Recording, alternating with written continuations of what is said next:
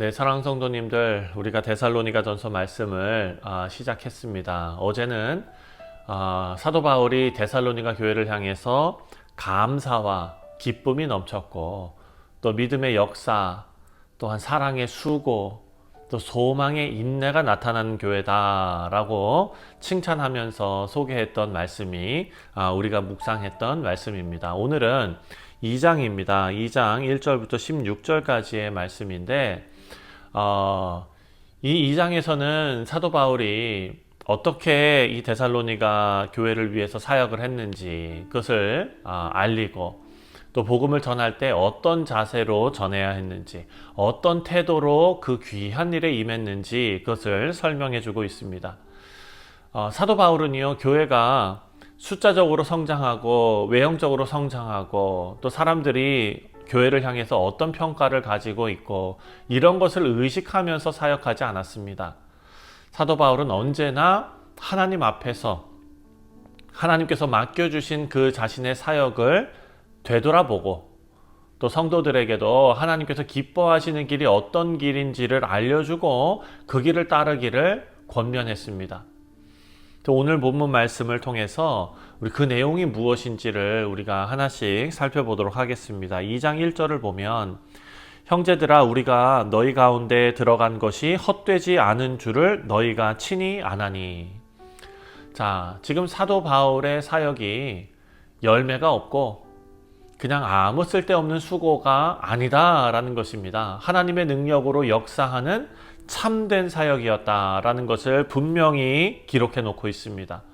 사랑하는 성도님들, 특히 2절은 아주 중요한 증언이 있습니다. 2절을 보니까 너희가 아는 바와 같이 우리가 먼저 빌립보에서 고난과 능력을 당하였으나 우리 하나님을 힘입어 많은 싸움 중에 하나님의 복음을 너희에게 전하였노라. 아멘.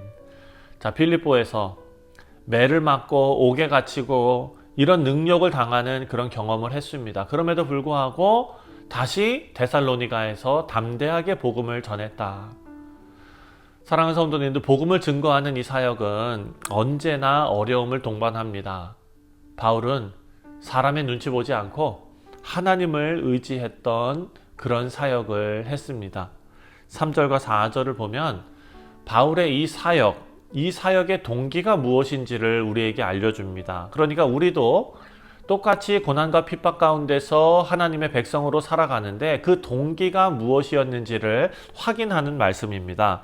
3절에 우리의 권면은 간사함이나 부정에서 난 것이 아니요 속임수로 하는 것도 아니라 오직 하나님께 옳게 여기심을 입어 복음을 위탁받았으니 우리가 이와 같이 말함은 사람을 기쁘게 하려 함이 아니요 오직 우리 마음을 감찰하시는 하나님을 기쁘시게 하려 함이니라. 아멘.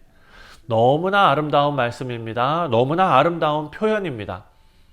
사역자는 목회자나 직분자만을 말하는 것이 아니라 복음을 듣게 된, 또 복음을 간직하게 된 모두는 사람을 기쁘게 할 것이 아니라 하나님을 기쁘시게 해야 한다라는 것입니다.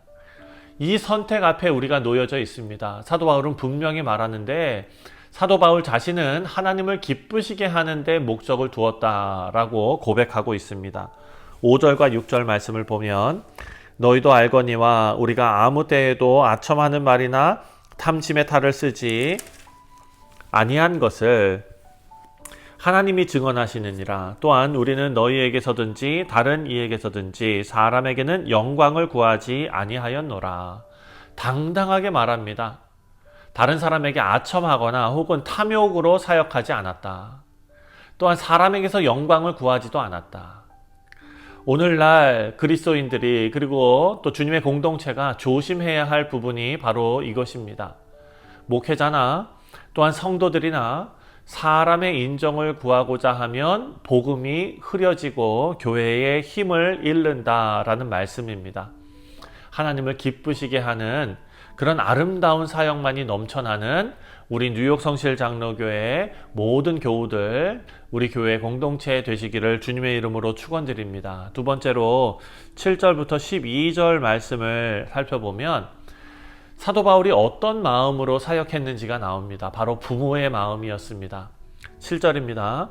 우리는 그리스도의 사도로서 마땅히 권위를 주장할 수 있으나 도리어 너희 가운데 유순한 자가 되어 유모가 자기 자녀를 기름과 같이 하였으니.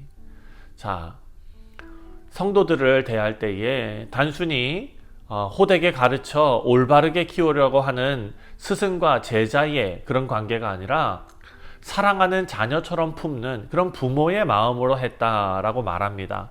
8절에 우리가 이같이 너희를 사모하여 하나님의 복음뿐 아니라 우리 목숨까지도 너희에게 주기를 기뻐함은 너희가 우리의 사랑하는 자 됨이라. 아멘.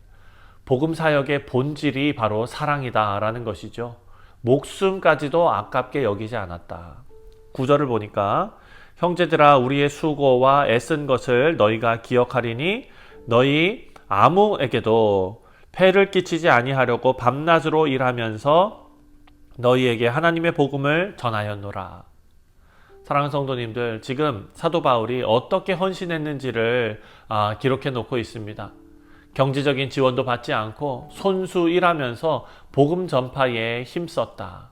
그리고 사도 바울의 삶 자체가 성도들에게 본이 되었다라는 것입니다. 그래서 11절과 12절을 보면 바울은 자기 자신을 아버지에 비유하고 있습니다. 11절에 너희도 아는 바와 같이 우리가 너희 각 사람에게 아버지가 자기 자녀에게 하듯 권면하고 위로하고 경계하노니. 자, 그렇게 사랑과 아주 애틋한 사랑, 어머니와 같은 사랑, 그 따뜻한 사랑과 또 아버지 같은 권면, 엄격하고 권위가 있는 권면, 이것을 함께 가진 목회자가 바로 사도 바울이었다라는 것을 우리가 유추해 볼 수가 있습니다. 그런데 그 목적이 있습니다. 목적은 분명한데 12절에 이는 너희를 부르사 자기 나라와 영광에 이르게 하시는 하나님께 합당히 행하게 하려 함이다. 우리 사랑하는 성도님들, 목회자는 성도들을 자녀처럼 품고 또 성도들은 서로를 가족처럼 돌봐야 한다라는 게 오늘 본문의 말씀입니다. 그럴 때에 교회는 하나님의 나라를 미리 보여주는 공동체가 되는 것입니다. 우리 교회가 그런 교회 되기를 진심으로 바라고 기도하고 또한 축원드립니다. 마지막으로 13절부터 16절까지의 말씀을 보면은요, 말씀의 중요성이 나옵니다. 말씀을 하나님의 말씀으로 받아들이는 교회의 모습. 사랑하는 성도님들, 13절 말씀을 보면 데살로니가 교회를 향한 이 사도 바울의 감사의 이유가 나옵니다. 13절을 보면 이러므로 우리가 하나님께 끊임없이 감사함은 너희가 우리에게 들은 바 하나님의 말씀을 받을 때에 사람의 말로 받지 아니하고 하나님의 말씀으로 받음이니 진실로 그러하도다. 아멘.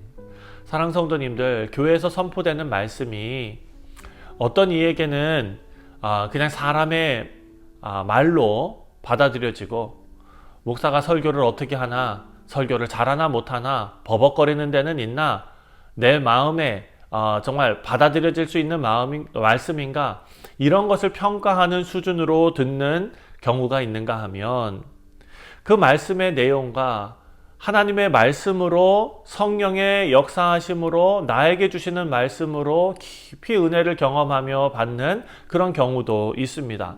사랑하는 성도님들, 이 두 가지 중에 하나님께서 이 데살로니가 전서 교회를 통해서, 데살로니가 전서에 나오는 데살로니가 교회를 통해서 우리에게 말씀하시는 것은, 하나님의 말씀이 선포될 때에 그 말씀을 하나님의 말씀으로 받는 것은 성도에게 주어지는 은혜이다라는 사실입니다. 말씀이 하나님의 말씀으로 받아들여지지 않는 것은 참 안타까운 일입니다.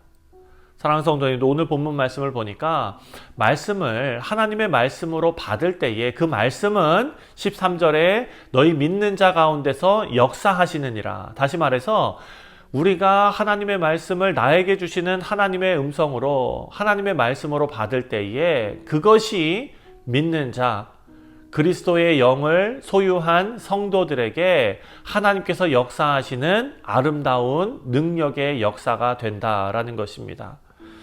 우리가 주일날 그리고 매일 새벽 말씀을 통해서 선포되는 이 성경의 말씀이 어떻게 보면은 지식이나 단순한 정보가 아닙니다. 이것은 살아있는 하나님의 말씀에 하나님께서 성도들의 삶을 변화시키기 위하여 우리 성도들의 마음에 넣어주시는 하나님의 능력입니다.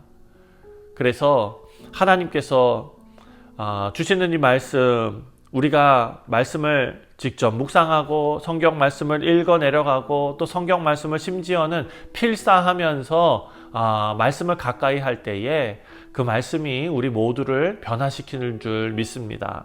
14절부터 16절까지는 이 교인들이 데살로니가 성도들이 말씀 때문에 고난을 겪는 상황을 보여주고 있습니다. 자, 데살로니가 교회는요, 유대 지역의 교회들처럼 자기 동족들, 유대인들에게 핍박을 받았습니다. 하지만 그 고난이 오히려 그들에게는 진정으로 하나님께 우리가 속한 자들이다 라는 것을 증명하는 표징이 되었습니다.